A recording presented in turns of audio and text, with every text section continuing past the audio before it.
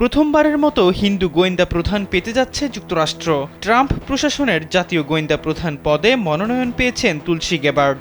এরপরই তার এই মনোনয়ন নিয়ে উদ্বেগ জানিয়েছেন যুক্তরাষ্ট্রের সাবেক প্রায় ১০০ কূটনৈতিক, গোয়েন্দা ও নিরাপত্তা কর্মকর্তা।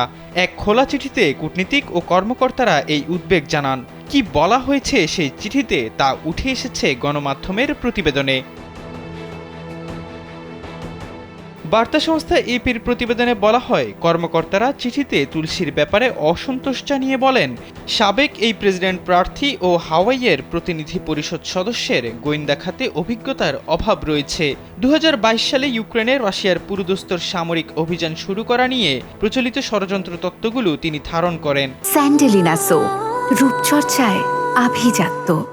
এছাড়া ২০১৭ সালে দামেস্কে সিরিয়ার প্রেসিডেন্ট বাশার আল আসাদের সঙ্গে বৈঠক করার পর নিজেকে রুশ ও সিরীয় কর্মকর্তাদের সঙ্গে সংশ্লিষ্ট করে রেখেছেন তিনি। মার্কিন কংগ্রেসের উচ্চকক্ষ সিনেটের বর্তমান সংখ্যাগরিষ্ঠ ডেমোক্রেটিক দলের নেতা চাক শুমার এবং আগামী সিনেটের সংখ্যাগরিষ্ঠ রিপাবলিকান পার্টির নেতা জন থুনকে সম্বোধন করে এ চিঠি লেখা হয়েছে। চিঠিতে স্বাক্ষরকারীদের মধ্যে রয়েছেন সাবেক উপপররাষ্ট্রমন্ত্রী ওয়েলডি শেরম্যান, ন্যাটোর সাবেক উপমহাসচিব রোজ গটমোলার, সাবেক জাতীয় নিরাপত্তা উপদেষ্টা অ্যান্থনি লেক, আছেন বেশ কয়েকজন সাবেক রাষ্ট্রদূত, গোয়েন্দা ও সামরিক কর্মকর্তা এবং জাতীয় নিরাপত্তা সংস্থা সংশ্লিষ্ট অন্যান্য ঊর্ধ্বতন কর্মকর্তারা।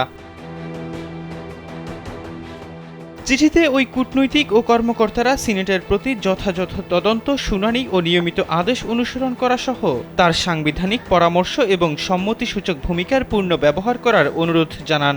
এছাড়া সিনেট কমিটির প্রতি এক রুদ্ধদ্বার বৈঠকে সহজলভ্য সব তথ্য বিবেচনা করার আহ্বান জানান তারা, যাতে মার্কিন গোয়েন্দা সূত্রগুলো ও পদ্ধতির সুরক্ষায় গ্যাবার্ডের দক্ষতা, যোগ্যতা পর্যালোচনা করা যায়।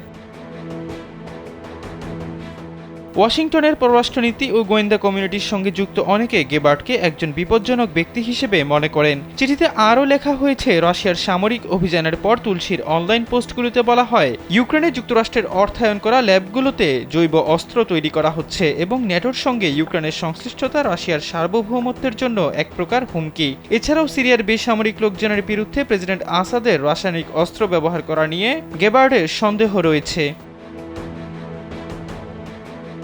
তুলসী গ্যাবার্ড একসময় ছিলেন যুক্তরাষ্ট্রের সামরিক বাহিনীর সদস্য, রাজনীতি করেছেন ডেমোক্রেটিক পার্টির হয়ে, পরে রিপাবলিকান পার্টিতে যোগ দেন তিনি। পূর্বে তুলসীর গোয়েন্দাগিরি বিষয়ে সুনির্দিষ্ট কোনো অভিজ্ঞতা নেই, তবে ২ দশকের বেশি সময় ধরে মার্কিন সামরিক বাহিনীতে একজন সেনা সদস্য হিসেবে দায়িত্ব পালন করেছেন তিনি।